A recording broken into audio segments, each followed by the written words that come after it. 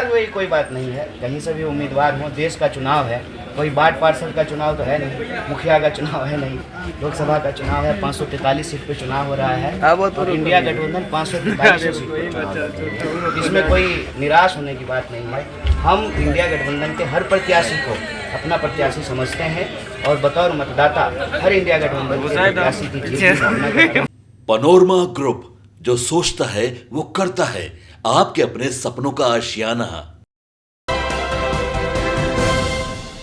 नमस्कार, देख रहे हैं आप सिटी पोस्ट लाइव और मैं हूं आपके साथ पूजा शर्मा। लोकसभा चुनाव के चौथे चरण की 5 सीटों पर मतदान जारी है। सुबह 7 बजे से ही मतदान की प्रक्रिया शुरू हो चुकी है। आपको बता दें कि लोकसभा चुनाव के 5 सीटों पर मतदान हो रहा है, जिसमें बेगूसराय, दरभंगा, उज्जैनपुर, मोतिहारी शामिल है। तो वही आपको बता दें कि समस्तीपुर में भी मतदान जारी है। इस क्रम में बेगूसराय पहुंचे हैं मतदान करने के लिए कांग्रेस नेता कन्हैया कुमार, जिसके बाद पत्रकारों से बातचीत करते हुए नजर आए। बातचीत के दौरान उन्होंने जनता से आग्रह किया है कि वो घर से बाहर निकले और मतदान जरूर करें, क्योंकि मतदान करना बेहद जरूरी है। मतदान की क्या महत्व है यह भी बताते हुए नजर आ रहे कन्हैया कुमार। तो साथ ही साथ जब प्रधानमंत्री नरेंद्र मोदी के बिहार दौरे को लेकर सवाल किया गया कन्हैया कुमार से, तो जोरदार निशाना साधते हुए नजर आए, कहते हुए नजर आ रहे हैं कि चुनावी माहौल है, तो ऐसे में प्रधानमंत्री बिहार दौरा करेंगे ही। वोट जो मांगना है उनको, कोविड के टाइम पे आए थे, बिहार वासियों से जो वादा उन्होंने किया था वो वादे का क्या हुआ? जो कहते थे कि रोजगार देंगे, इतना लाख रुपए अकाउंट में जाएगा, क्या हुआ? अभी तक क्यों नहीं आया? इसी के साथ साथ जबरदस्त निशाना साधते हुए नजर आए मुख्यमंत्री नीतीश कुमार पर भी जोरदार निशाना साध रहे हैं कन्हैया कुमार। इसी के साथ तमाम मुद्दों को लेकर क्या कुछ कहते हुए नजर आ रहे हैं, पहले आपको वो सुने। करेंगे, दिल्ली से चल के आए मतदान करने।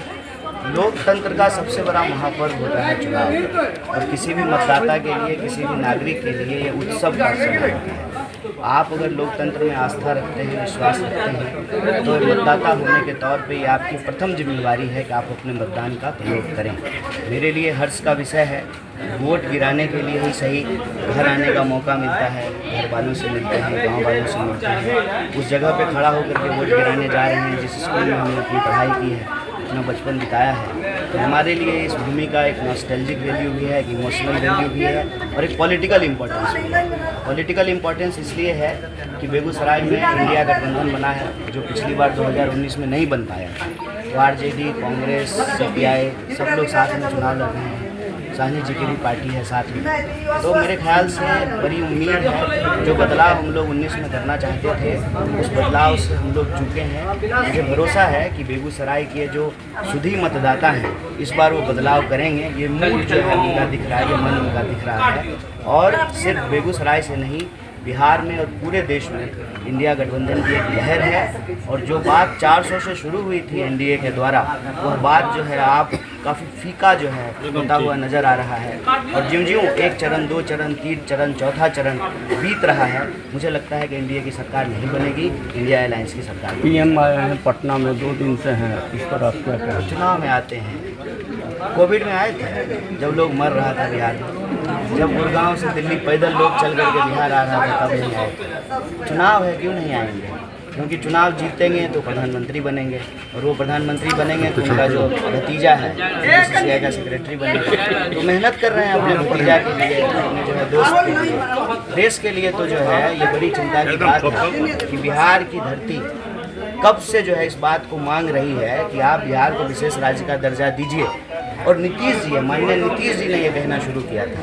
तो नीतीश जी तो अब अलायंस में भी हैं मोदी जी के साथ में ही जो है घूम रहे थे रोड शो में, कान में पूछ लेते नीतीश जी सर अब तो दे दीजिए बिहार को विशेष राज्य का दर्जा।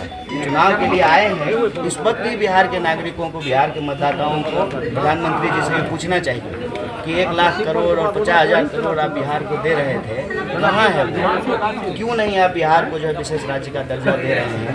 यहाँ के नौजवानों की जो तकलीफ है, जो किसानों की तकलीफ है, जो गरीब मजदूर लोग हैं, जो खेती करने वाले हैं, दुकानदारी करते हैं, इसी तरह से अपने जीवन का गुजर बसर करते हैं, उनकी आवाज़ क्यों नहीं सुनते हैं? लोकतंत्र में लोगों की आवाज़ को नज़रअंदाज करके कौन सी व्यवस्था हम लोग कायम कर रहे हैं। और आप लोगों ने देखा होगा कि बड़ी चिंता की बात है कि गुजरात में बीजेपी एमपी का बेटा ईवीएम हाथ में लेकर के कह रहा है कि ईवीएम मेरे बाप का है। तानाशाही देश में थोपी जा रही है। तो पटना आए कि दिल्ली जाएं, मुझे लगता है कि इस देश की जनता जो है वो अब तानाशाही बर्दाश्त करने को तैयार है। कितना मिस कर रहे हैं यहाँ से उम्मीदवार नहीं हुए इसको लेकर? नहीं, उम्मीदवार हुए कोई बात नहीं है, कहीं से भी उम्मीदवार हो, देश का चुनाव है, कोई वार्ड पार्षद का चुनाव तो है नहीं, मुखिया का चुनाव है नहीं, लोकसभा का चुनाव है, 543 सीट पे चुनाव हो रहा है और इंडिया गठबंधन 543 सीट पे चुनाव लड़ रही है। इसमें कोई निराश होने की बात नहीं है।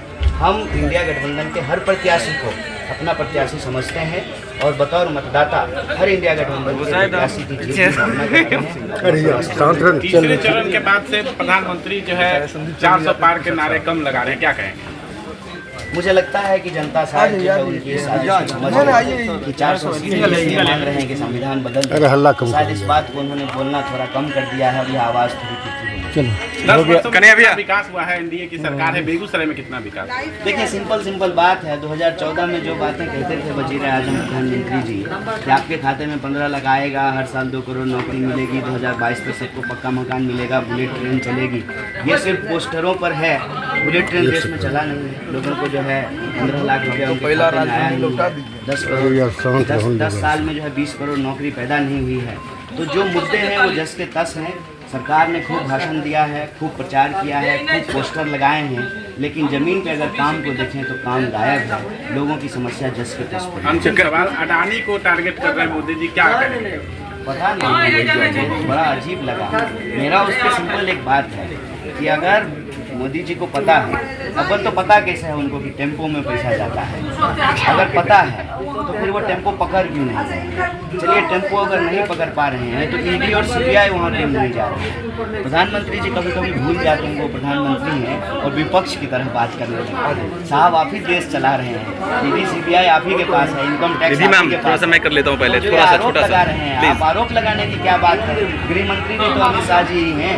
भेज दीजिए उनके घर पे सीबीआई, छापा मरवा लीजिए, पकड़ लीजिए टेम्पो, पकड़ लीजिए काला धन। तो मुझे लगता है कि ये एक और मुद्दों को गुमराह करने का उनका तरीका है जो हमेशा सुनते। प्रधानमंत्री नरेंद्र मोदी के बिहार दौरे को लेकर जबरदस्त निशाना साधते हुए नजर आए कांग्रेस नेता कन्हैया कुमार। साफ तौर पर कह दिया कि चुनावी माहौल है तो ऐसे में प्रधानमंत्री बिहार आएंगे ही, लेकिन जब कोविड का समय था तब बिहार क्यों नहीं पहुंचे थे। इसी के साथ साथ प्रधानमंत्री नरेंद्र मोदी पर निशाना साधते हुए कई सवाल दागते हुए नजर आ रहे थे। तो वही सवाल करते हुए नजर आ रहे थे कि अभी तक बिहार को विशेष राज्य का दर्जा क्यों नहीं दिया गया। मुख्यमंत्री नीतीश कुमार लगातार इसकी मांग करते हुए आए हैं, लेकिन जब वो अलायंस में है तो फिर इसकी मांग क्यों नहीं कर रहे हैं? चुप क्यों बैठे नीतीश कुमार? प्रधानमंत्री नरेंद्र मोदी के साथ साथ नीतीश कुमार पर भी जोरदार निशाना साधते हुए नजर आए कन्हैया कुमार। तो वही बेगूसराय में क्या स्थिति है, क्या माहौल है, किसके पक्ष में माहौल है, इसकी सारी जानकारी देते हुए नजर आए।